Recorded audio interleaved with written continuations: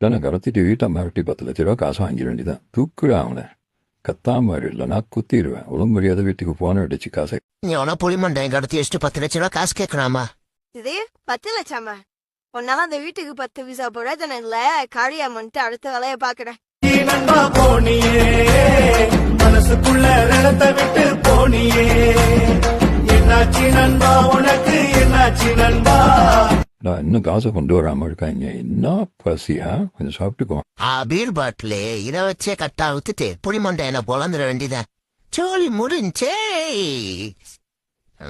ஏண்டா டேய் ஒருத்த மூஞ்சியை பார்த்தா தெரியும் வேணா காசு வருமா வராதுன்னு நம்மளாம் வீட்டுல ஒரு ஆளா கூட மதிக்க மாட்டாங்க உன் புருஷனை நடத்தி வச்சிருக்கு ஒழுங்கு முறையா 10 லட்சத்தை கொடுத்து கூட்டிட்டு என் புருஷனை விட்டுருங்க எதுவும் செஞ்சிடாதீங்க எப்பயே காசை கொண்டு வந்து கொடுத்துடுவேன்